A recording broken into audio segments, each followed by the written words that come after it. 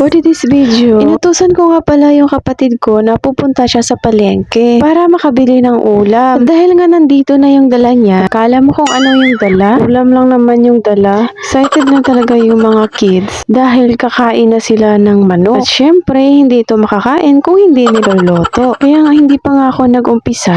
Ang kakain pala nito ay parang gusto ng kainin ng hilaw. Bagay nga naman, excited talagang kumain yung bata. At hindi pa nga yan luto, kailangan pa natin yung lutuin. Kaya nga kahilig-hilig nga naman kumain ng manok. Yung si Kuya Kobe nga nag-request, gusto niyang kumain ng Chicken Joy. Dahil kaunti lang naman yung nabili niyang manok. Mukhang mahirap na gawin tong Chicken Joy kasi kaunti lang. At dahil nga nagugutom na yung tatlo kong anak, grabe ang bilis kong manganak. Isa lang pala yung anak ko at yung dalawa kong pamangkin nandito sa bahay kaya lulutuan ko na sila ng ulam. At dahil nga mabilis akong magluto, nilagay ko na nga yan yung dahon. Dahil nga gusto ng partner ko maraming dahon para healthy daw siya at maiwas sa sakit. Oo nga, healthy living talaga yung partner ko. Kahit na nagkasakit-sakit na healthy pa rin yan. Hindi pa nga natapos yung niluluto ko, umiiyak na yung dalawa. Siguro nag-away na naman. Nagugutom na siguro yung tatlo kaya binibilis-bilisan ko na lang tong luto ko para makakain na yung tatlo. Dami pa kasing sinasabi, umiiyak na yung tatlo. Paano ba mabilis-bilisan yung mga dahon? Parang ayaw pa yatang sumubsob sa sabaw. Siguro sa dami ko nang nilagay na dahon kaya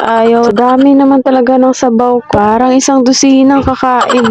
Okay na rin yan yung marami-rami kaysa magkulang. Baka hanapin pa ako ng sabaw ng mga batang to. Ayan, luto na yung ulam ni Inday. Kaya kakain naman yung tatlo.